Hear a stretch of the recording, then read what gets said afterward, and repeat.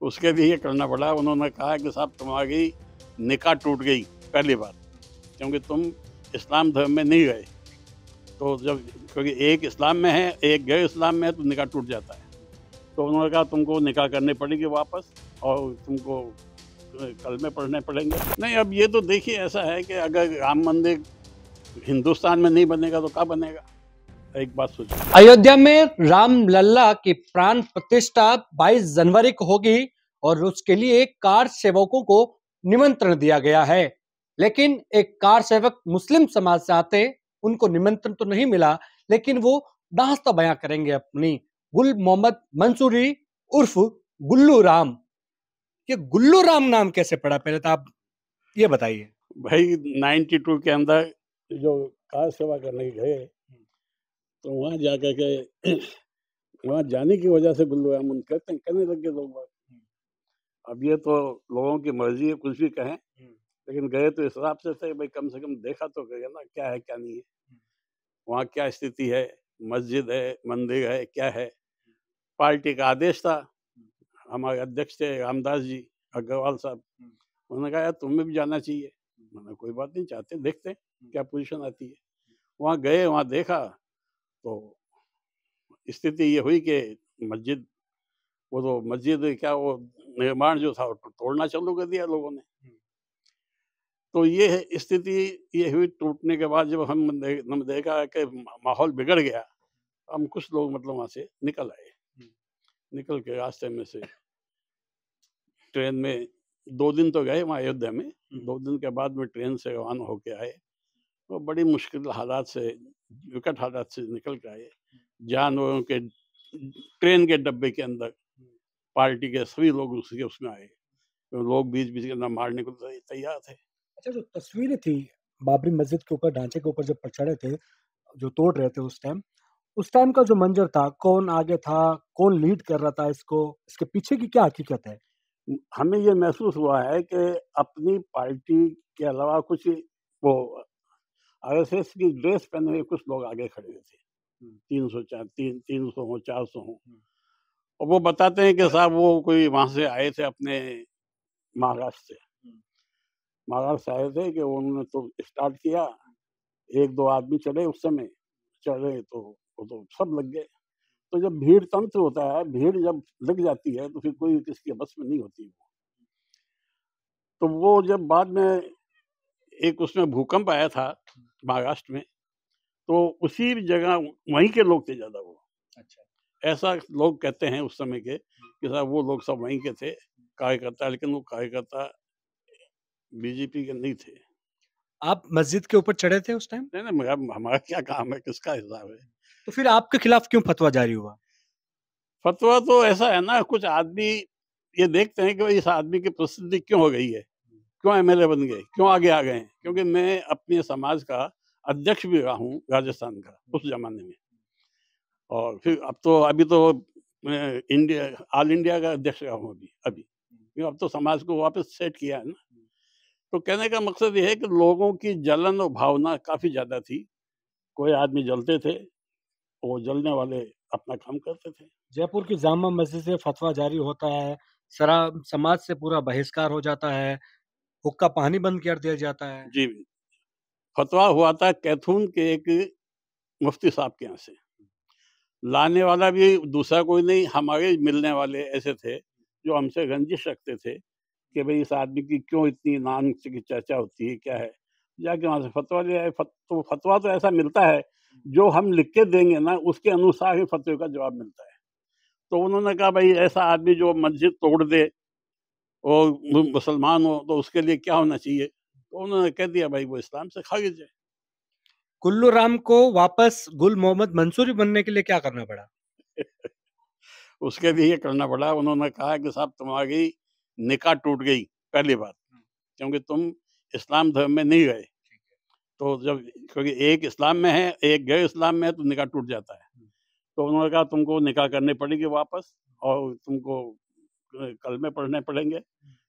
अब क्या होता है कि जब उसको हमवार करते हैं फिजा को, तो उसमें फिर क्या किया, अच्छा भाई कर लेते, अपनी क्या दिक्कत है, कलमा तो पढ़ना है, पढ़ते रोज पढ़ते और पढ़ लेंगे। तो दोबारा पढ़ लिया, जब दोबारा कार निकाह हुई। जब कार सेवक बने थे उस टाइम साथ में पत्नी भी थी, नहीं, नहीं, उस समय सपोर्ट था? हाँ, सब तो सपोर्ट तो सबका रहता है, जो हम फैसला करते हैं, परिवार का फैसला होता है वो तो। उस समय तो कोई अलग-अलग थोड़ी होता है परिवार में। लेकिन वो भी डर के साए में। नहीं, उस समय तो डर नहीं था, डर तो यहाँ से आने के बाद में हुआ है। कम से कम 4000 साढ़े 4000 टेलीफ़ोन ऐसे आए थे, जिसमें अश्लील बातें और इतनी बदतमीज़ी की बातें करते थे। उस समय पत्नी ने भी ये कहा कि भई मैं तो अपने पिया जाती हूँ, मैं नहीं, क्योंकि उस समय लैंडलाइन था, मोबाइल नहीं थे। लैंडलाइन रहता है घर पे और सुनती पत्नी रहती है, जो सुनती थी और गालियाँ उसको पड़ती थी ज़्यादा, ये थी। अब जब प्राण प्रतिष्ठा हो रही है 22 जनवरी को, जी। कई लोगों को निमंत्रण दिया है, कार सेवकों को दिया, आपको निमंत्रण मिला? नहीं, मुझे निमंत्रण नहीं मिला। इस संबंधित कोई पार्टी कार्यालय से बात हुई? क्योंकि आप जनता दल से आप विधायक भी रह चुके हैं, जनता पार्टी से और पूर्व राज्य मंत्री भी रहे हो। नहीं, अब ये तो उनकी मर्ज़ी होती तो देते, नहीं है, उनको शायद इसका इल्म नहीं है। वो बहुत टाइम की बात हुई, हमारे साथ के सब ऊपर चले गए। इसको किस तरह से देखते हो? क्योंकि कहीं न कहीं कहा जा रहा है कि जब निमंत्रण कईयों को दिया जा रहा है, कांग्रेस को भी निमंत्रण दिया गया था, कांग्रेस के नेताओं को। वो कह रहे कि हम नहीं जाएँगे। वो उनकी मर्ज़ी है, जाएँ ना जाएँ उसमें क्या है, ऐसा कुछ नहीं है। क्योंकि वैसे तो हकीकत देखा जाए तो ताले तो खोले थे राजीव गांधी ने, लेकिन अब वो मसला किधर जाता है, पॉलिटिक्स का, वो एक अलग बात है।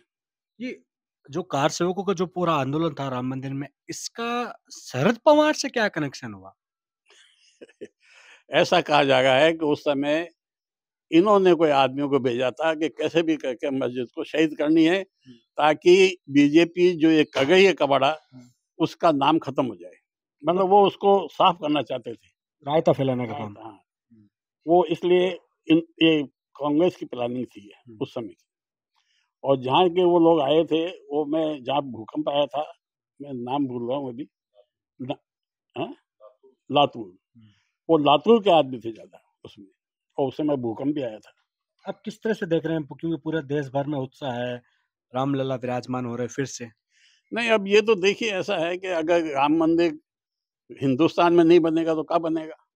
एक बात सोचो, पाकिस्तान में तो बन नहीं सका। वैसे तो अभी ये क्या नाम है, वो शेख साहब उन्होंने, नहीं, ये सऊदी के अंदर, अबू धाबी, वहाँ पे उन्होंने मंदिर बनाया है ऐसा। तो ये तो अब क्या है कि यहाँ अगर यहाँ नहीं बनेगा तो बनता तो कहाँ? अब यहाँ के लोगों की इच्छा है कि बनना चाहिए तो बन रहा है।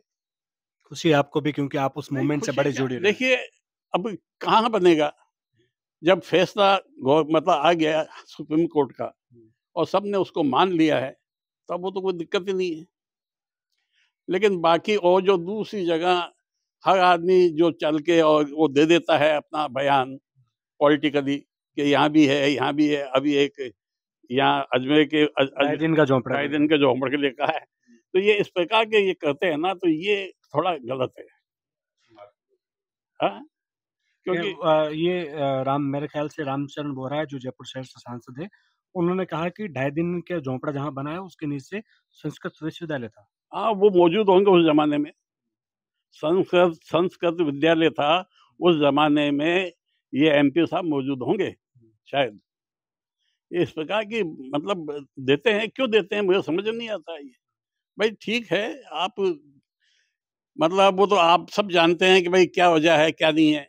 मैं अंतिम बात ये कहना चाहूँगा कि प्राण प्रतिष्ठा हो रही है, क्या मौका आपको मिले कि रामलला के आप भी दर्शन करने जाएँ?